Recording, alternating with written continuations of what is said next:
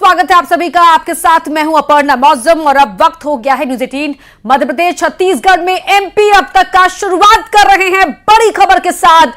बड़ी खबर आपको बता रहे हैं, नतीजों से पहले ही सट्टा बाजार है गर्म। सट्टा बाजार में सरकार पर लग रहे हैं दांव, यानी कि किसकी बनेगी सरकार। न्यूज 18 पर जानिए किसके साथ है सट्टा बाजार। सट्टा बाजार में सरकार किसकी बनेगी, इसको लेकर दांव लग रहे हैं और न्यूज 18 आपको बता रहा है कि सट्टा बाजार किसके साथ है। बीजेपी की वापसी या फिर कांग्रेस की बनेगी सरकार। बड़ी खबर आपको बता रहे हैं कि सट्टा बाजार में किसके नाम को लेकर सबसे ज्यादा मजबूत दांव लगाया जा रहा है। सट्टा बाजार किसके साथ है।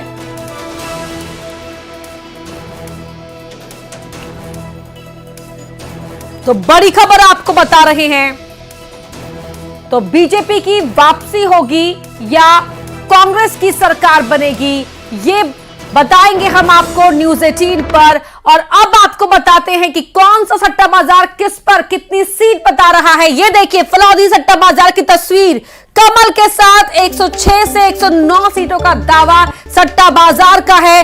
हाथ को मिलेंगी 116 से 119 सीटें। ये आंकड़ा फलौदी सट्टा बाजार का हम आपको बता रहे हैं। कमल के खाते में 106 से 109 सीटें, हाथ को मिलेंगी यानी कि कांग्रेस को मिलेंगी 116 से 119 सीटें। ये पिक्चर है फलौदी सट्टा बाजार की मध्य प्रदेश में सरकार बनाने को लेकर। ये वहां का आंकड़ा, ये वहां का दावा आपको बता रहे हैं फलौदी सट्टा बाजार का। अब आगे बढ़ते हैं और देखते हैं भोपाल सट्टा बाजार क्या कह रहा है। भोपाल सट्टा बाजार की तस्वीर भी आपको बताएंगे कि मध्य प्रदेश में क्या सरकार किसकी बनेगी। तो कमल के पास 85 से 95 सीटें, कमल के पास यानी कि बीजेपी के पास 85 से 95 सीटें और कांग्रेस को मिलेंगी 119 से 132 सीटें। आपको बता रहे हैं कांग्रेस के साथ यहां पर 119 से 132 सीटें आपको बता रहे हैं हम। ये है भोपाल सट्टा बाजार की तस्वीर। और अब आगे आपको बताते हैं इंदौर सट्टा बाजार का हाल क्या है। इंदौर सट्टा बाजार की तस्वीर आपको दिखा रहे हैं। बीजेपी के पास 106 से 109 सीटें और कांग्रेस के खाते में 116 से 119 सीटें। यहां पर भी बाजी मारती कांग्रेस दिख रही है। ये बड़ी खबर आपको बता रहे हैं।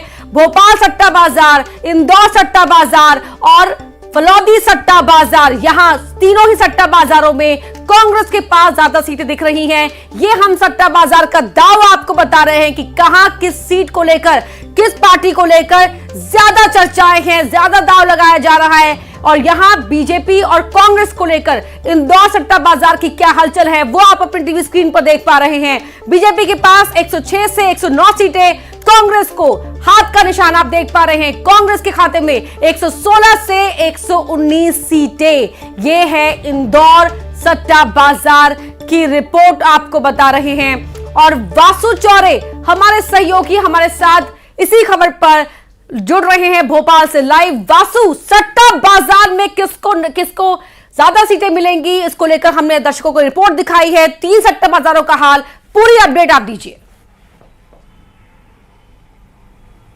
बिल्कुल अपर्णा, देखिए सट्टा बाजार में किस पार्टी की ओर रुझान है, झुकाव है, इसको लेकर चुनावों के बाद जो एनालिसिस होते हैं और जो पॉलिटिकल पार्टीज होती हैं, जो प्रत्याशी होते हैं, उनका खासा इंटरेस्ट रहता है और जनता भी बड़ी उत्सुकता के साथ सट्टा बाजार की गतिविधियों पर नज़र बनाए रखती है, क्योंकि कहीं ना कहीं इससे एक रिफ्लेक्शन, एक रुझान जो है चुनाव को लेकर वो नज़र आता है। और सट्टा बाजार के जो फिलहाल रुझान नज़र आ रहे हैं, चाहे फलौदी की बात करें, इंदौर की बात करें या भोपाल की बात करें, जो यहाँ के मार्केट्स के फिलहाल ट्रेंड्स नज़र आ रहे हैं, इन्हें देखकर कांग्रेस मध्य प्रदेश में तो खुशियां जो है वो मना सकती है और कांग्रेस के नेता कहीं ना कहीं अंदर ही अंदर इस सट्टा बाजार के पूरे माहौल को देखकर खुश जरूर हो रहे होंगे, प्रफुल्लित जरूर हो रहे होंगे। लेकिन सट्टा बाजार का रुझान जिस पार्टी के खिलाफ जाता है, अगेंस्ट में जाता है, वो जरूर इसे मानने से इनकार करते हैं और वो अपने तर्क देते हैं, वो अपने तथ्य देते हैं। सट्टा बाजार की भी अगर माने तो जो अलग अलग तरीके से सट्टा बाजार में ट्रेंड्स होते हैं, बढ़ते रहते हैं, घटते रहते हैं और कई बार ये देखा गया है कि ट्रेंड जो है वो चेंज होता हुआ भी नजर आता है। लेकिन लेकिन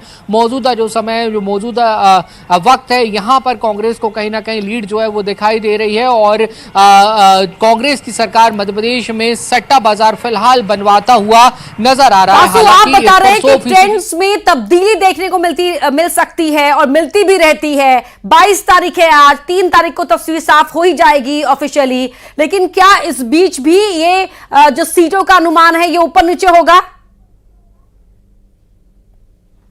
निश्चित तौर पर देखिए, जनता ने अपना मत जो है वो दे दिया है। ईवीएम में प्रत्याशियों का, भाजपा कांग्रेस का भविष्य जो है वो कैद है और वो 3 तारीख को ही ओपन होगा। सट्टे बाजार के हिसाब से या किसी सर्वे के हिसाब से 100% अनुमान सही नहीं लगाया जा सकता, ये फैक्ट है और इससे बीजेपी और कांग्रेस दोनों ही दल जो है वो भली भांति परिचित हैं। लेकिन हाँ, कहीं ना कहीं जो रुझान है वो इससे जरूर रिफ्लेक्ट होता है, क्योंकि सट्टा बाजार का जो ट्रेंड है वो भी कहीं ना कहीं जनता के इमोशंस पे और जो पब्लिक के बीच में से बातें निकलकर सामने आती हैं उसको देखकर वो सेट होता है और फिलहाल उसमें कांग्रेस को जो है वासु, जो अलग अलग सट्टा बाजारों का ये हम अनुमान बता रहे हैं दर्शकों को, उस पर विस्तार से आपसे बात करेंगे हर सट्टा बाजार की रिपोर्ट को लेकर। लेकिन पहले बड़ी खबर यहां पर बता रहे हैं, बीजेपी को 106 से 109 सीटें मिलने का अनुमान फलौदी सट्टा बाजार का है।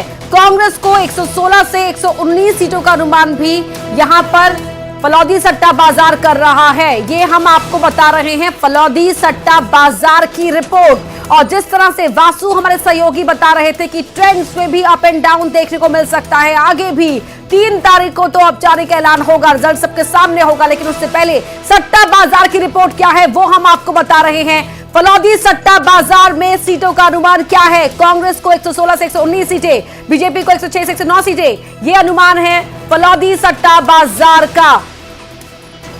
वासु हमारे सहयोगी लगातार भोपाल से हमारे साथ लाइव जुड़े हुए हैं। वासु, जरा बताएं फलौदी सट्टा बाजार का अनुमान इससे पहले क्या रहा है, कितना हिट रहा है, कितना फ्लॉप रहा है, जरा इसकी भी रिपोर्ट दे दीजिए हमारे दर्शकों को।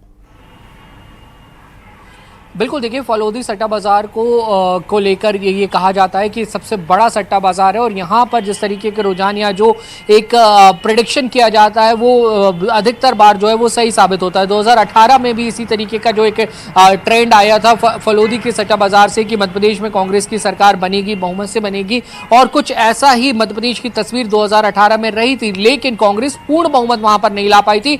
114 सीटें कांग्रेस जीतने में सफल रही थी। कांग्रेस को सपा, बसपा का और निर्दलीय उम्मीदवारों का समर्थन मिला था। उसके बाद कांग्रेस ने अपनी बहुमत जो है वो राज्यपाल के सामने सिद्ध की थी। पहले तो सबसे बड़ी पार्टी कांग्रेस बनकर आई थी, ये बात तो पूरी तरह से सही है, और फिर कांग्रेस ने अन्य लोगों का समर्थन, अन्य विधायकों का समर्थन, जो सपा, बसपा और निर्दलीय थे, उनका समर्थन हासिल किया और उसके बाद कांग्रेस की सरकार जो है वो मध्य प्रदेश में बनी थी। लेकिन ये स्टेबल गवर्नमेंट सामने साबित नहीं हो पाई और 15 महीने बाद सरकार गिर गई। और इस बार के अगर आप ट्रेंड्स को देखते हैं तो आप फलौदी सट्टा बाजार को ले लीजिए, भोपाल और इंदौर से जो रिपोर्ट्स आ रही है आप उनको ले लीजिए, बहुत आसपास, मेजॉरिटी के बहुत आसपास कांग्रेस और बीजेपी दोनों ही पार्टी लाए कर रहे हैं। अगर आप एक बड़ी तस्वीर देखें तो कांग्रेस 119, 120 की तरफ बढ़ती हुई सट्टा बाजार में नजर आ रही है। 116 मध्य प्रदेश में जादुई आंकड़ा है क्योंकि 230 यहां पर विधानसभा सीटें, और बीजेपी भी आप देखिए 109 तक वहां पर जो है वो सट्टा बाजार दर्शा रहा है कि 109 सीटें जो है वो बीजेपी भी ला सकती है।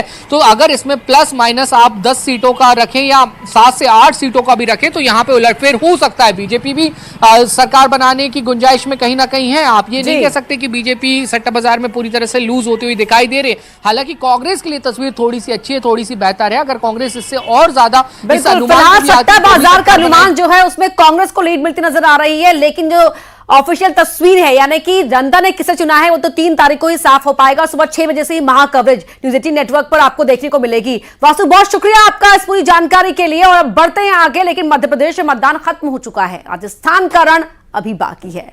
सीएम शिवराज जयपुर पहुंचे और कांग्रेस पर जमकर बरसे। इधर कमलनाथ ने सोशल मीडिया प्लेटफॉर्म एक्स पर सीएम शिवराज पर पलटवार किया।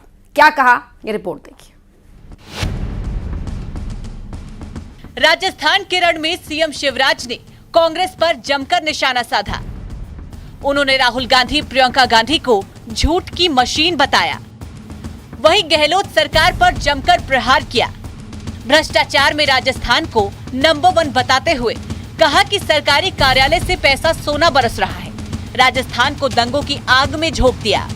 बंदा परोसने की कोशिश कर रहे हैं, लेकिन राजस्थान की अशोक गहलोत जी की सरकार कुशासन का पर्याय है। आप जानते हैं, भ्रष्टाचार में राजस्थान नंबर 1 है। मैं तो हैरान हूं कि सरकार की योजना भवन से करोड़ों रुपया बरामद होते हैं। सोना बरामद ये शायद पहली घटना है कि सरकारी कार्यालय से पैसा और सोना बरामद हो रहा है। अब जल जीवन मिशन इसलिए था कि हर घर पीने का पानी पहुंच जाए, लेकिन लगभग 20,000 करोड़ का जल जीवन घोटाला यहां हो गया। जयपुर में शिवराज के वार का असर भोपाल तक हुआ। कमलनाथ ने पलटवार करने में देर नहीं की। सोशल मीडिया एक्स पर लिखा कि शिवराज जी, आज अब मध्य प्रदेश में आपको कोई सुन नहीं रहा, तो आप राजस्थान में जाकर अपनी झूठ मशीन का अभियान चला रहे हैं। आप राजस्थान को बताइए कि मध्य प्रदेश को आपने घोटालों में नंबर 1 बना दिया। तो देखिए, यहां पर एक छोटे सा अपडेट आपको दे दें कि आप 3 दिसंबर को नतीजे देख पाएंगे। सुबह 5 बजे से ही महा कवरेज लगातार देखने को मिलेगी आपको न्यूज 18 नेटवर्क पर। और अब बढ़ते हैं आगे, क्योंकि लगातार पलटवार तो हो ही रहा है, आरोप प्रत्यारोप का दौर तो जारी ही है, लेकिन इस बीच एक्शन की तैयारी भी तेज है। जी हां, बीजेपी और कांग्रेस दोनों ही पार्टी अब भीतरघातियों पर एक्शन की तैयारी में है। दोनों ही दल पार्टी गद्दारों की जानकारी हासिल करने में लगे हैं और जानकारी मिलते ही इन पर गाज गिरना तय है।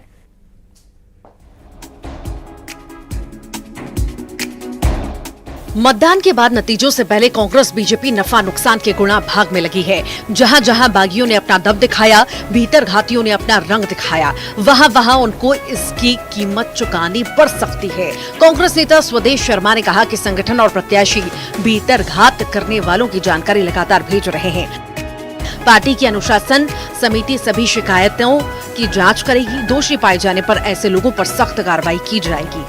निश्चित रूप से हमारे यहाँ एक अनुशासन समिति है। अनुशासन समिति में इस तरह की अगर प्रत्याशियों ने शिकायतें की हैं तो उन पर अनुशासन समिति विचार करेगी। विचार करने के बाद निश्चित रूप से आम सहमति से एक फैसला भी लेगी। वहीं बीजेपी भी भीतर घातियों को लेकर सख्ती के मूड में है। बीजेपी सुशासन से चलने वाला संगठन है। वैसे तो चुनाव के पहले सभी कार्यकर्ताओं को पार्टी के पक्ष में काम करने के निर्देश दिए गए थे।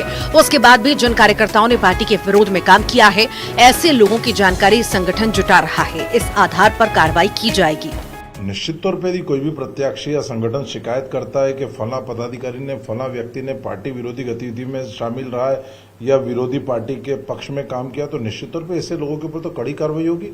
जो भी इस तरह के नाम सामने आएंगे उनके ऊपर पार्टी की प्रक्रिया के तहत कार्रवाई की जाएगी। ऐसे लोगों को छोड़ा नहीं जाएगा। जिसने पार्टी की पीठ में छुरा घोंपा है या विरोधी पार्टी का साथ दिया, ऐसे तत्व तो कतई नहीं बख्शे जाएंगे। उनके ऊपर कड़ी से कड़ी कार्रवाई होगी। नतीजों का इंतजार, नफा नुकसान का गुणा भाग। जनता के पिटारे में उम्मीदवारों की किस्मत बंद है, लेकिन अब बागियों और भीतर घातियों को दोनों ही दल बख्शने के मूड में नहीं है।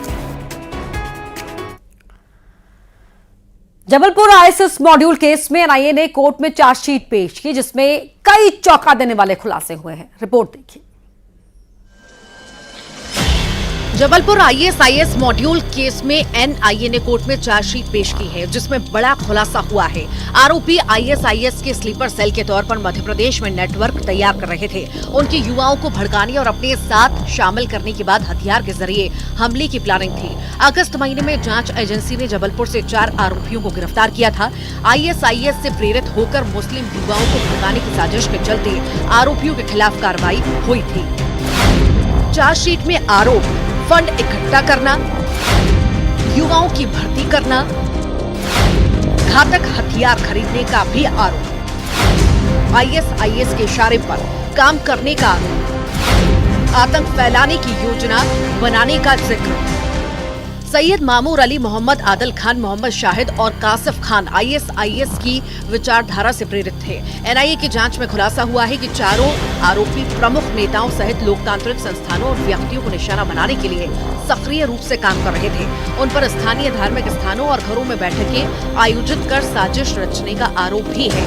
एनआईए की चार्जशीट में आईएसआईएस के इशारे पर देश में हिंसक हमले कर आतंक फैलाने की योजना बनाने का जिक्र है। उज्जैन में ईओडब्ल्यू ने 2 अरब रुपए के घोटाले में बड़ी कार्रवाई की। कंपनियों और 36 फर्जी फर्म के खिलाफ केस किया गया है। 80 लोग आरोपी बनाए गए हैं। क्या है पूरा मामला, इस रिपोर्ट में देखिए। ईओडब्ल्यू ने उज्जैन में बड़ी कार्रवाई करते हुए 39 फर्जी कंपनियों और 80 लोगों पर 2 अरब के घोटाले का मामला दर्ज किया है। आरोपियों ने 10 करोड़ रुपए का टैक्स बचाने के लिए फर्जी कंपनियों के नाम से रजिस्ट्रेशन करवाया था। 2 साल पहले इंदौर के एक व्यापारी ने इसकी शिकायत ईओडब्ल्यू उज्जैन से की थी। इसके बाद आज ईओडब्ल्यू ने 80 लोगों पर मामला दर्ज कर लिया है। जल्द ही जाँच पूरी कर आरोपियों की गिरफ्तारी की जाएगी। ये मामला ऐसा है कि जो Agarwal soya expect private limited Neemuch एक कंपनी है, इन्होंने अन्य 36 जो फर्में हैं उनको शेल फर्जी फर्में बनाकर उनसे फर्जी डीओसी का व्यापार दर्शाकर लगभग 2 अरब रुपए का व्यापार दर्शाया है, जिसमें लगभग 10 करोड़ रुपए का टैक्स चोरी का मामला है। उसके आधार पर हमने अपराध पंजीबद्ध किया है। उज्जैन ईओडब्ल्यू निरीक्षक के मुताबिक साल 2019 में जीएसटी को Agarwal soya expect private limited company धामकिया नीमच के खिलाफ करोड़ों रुपए के टैक्स चोरी की सूचना मिली थी। सीजीएसटी इसकी जांच कर रही थी। इंदौर की कपिल ट्रेडिंग कंपनी ने ईओडब्ल्यू को 37 अन्य फर्जी कंपनियों के करोड़ों रुपए की हेराफेरी की शिकायत की। इसमें कपिल ट्रेडिंग कंपनी ने शिकायत की थी और कपिल ट्रेडिंग कंपनी की शिकायत की जांच के आधार पर प्रकरण हमने आगे जांच शुरू की। बाद में पाया गया कि अग्रवाल सोया के साथ कपिल ट्रेडिंग कंपनी भी उसमें मिली हुई है, इसलिए उसको भी आरोपी बनाया। इसमें कुल कितने आरोपी हैं और अभी कितने आरोपी गिरफ्तार हुए? इसमें लगभग 80 आरोपी हैं भी वर्तमान में पंजीबद्ध हुआ है, जिनमें फर्म और उनके संचालकों के विरुद्ध प्रकरण पंजीबद्ध किए गए हैं। लगभग 36 फर्म। मामले की जांच में पता चला है कि अग्रवाल सोया संचालक गोपाल सिंघल, दीपक सिंघल सहित करीब 80 लोगों ने धोखाधड़ी के लिए 39 फर्जी कंपनियां बना रखी हैं। इन कंपनियों ने खली और तेल के व्यापार की आड़ में अब तक 2 अरब रुपए का घोटाला किया है। खास बात यह है कि आय के मामले की शिकायतकर्ता कपिल ट्रेडिंग का संचालक भी आरोपी निकला। वजह यह रही कि कपिल भी उक्त फर्जी कंपनियों में शामिल था और उसने कार्रवाई से बचने के लिए शिकायत की थी, लेकिन जांच में उसका झूठ पकड़ा गया। ग्वालियर से मंत्री सुरेश राठखेड़ा के भतीजे की दबंगई का मामला सामने आया है। मंत्री जी के भतीजे पर एक दलित युवक के साथ मारपीट का आरोप लगा है। मारपीट में घायल युवक को अस्पताल में भर्ती कराया गया, जहां उसका इलाज चल रहा है। घायल युवक की बहन के बयान पर शिकायत दर्ज कर ली गई है। मतदान के बाद से चुनावी रंजिश में हिंसा की घटनाएं सामने आ रही हैं। ऐसा ही एक मामला शिवपुरी के करौंदी में आया, जहां एक दलित की पिटाई प्रदेश के राज्य मंत्री और बीजेपी उम्मीदवार सुरेश राठखेड़ा के भतीजे ने की, जिसे गंभीर हालत में जिला अस्पताल में भर्ती कराया गया, जहां से उसे ग्वालियर रेफर कर दिया गया। घायल की बहन ने चुनावी रंजिश में पिटाई का आरोप लगाया है। और रोहित राठखेड़ा ने। ये मंत्री के भतीजे हैं क्या? हाँ। किस बात को लेकर मारपीट की? ये पता नहीं है किस चीज से लेकर मारपीट की है। कहाँ पे मारपीट की? फिजिकल तरफ सब मिल के साथ। किस चीज से मारा है? किसी बहुत गहरा घाव आया है, पता नहीं किस लोहे से। होश है इसको? हाँ, नहीं है, अभी तो होश नहीं है इसको। डॉक्टर क्या बोल रहा है? डॉक्टर बोला है ग्वालियर रेफर करने के लिए। पीड़ित के बहन ने बताया कि मंत्री के भतीजे उस पर उनके पक्ष में प्रचार करने को कह रहे थे, जबकि वो और उसके परिवार वाले कांग्रेस प्रत्याशी का समर्थन कर रहे थे। इसी बात को लेकर पहले कई बार धमकी दी गई और फिर बेरहमी से पिटाई की गई।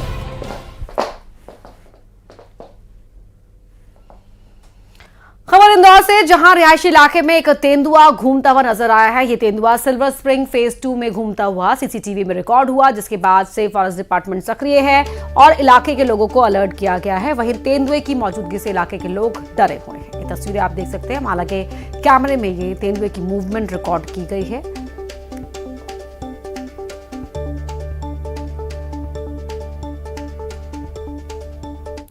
मंडला जिले में किन्नर सम्मेलन का आयोजन किया जा रहा है, जहां इस महासम्मेलन में पूरे भारत से किन्नर समुदाय से जुड़े हुए लोग पहुंच रहे हैं।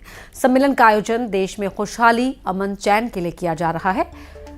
भारतीय किन्नर सम्मेलन में देश भर के किन्नर एक साथ जुट रहे हैं। तस्वीरें भी आप देख रहे हैं, ये मंडला में किन्नर सम्मेलन, जहां खुशहाली के लिए दुआ मांगी गई।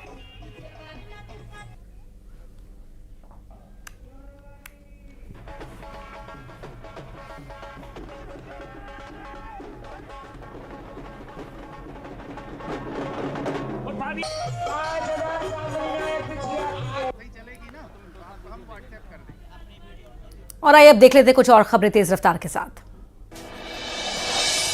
देवास में यात्री बस पलटने से हादसा में एक बच्चे को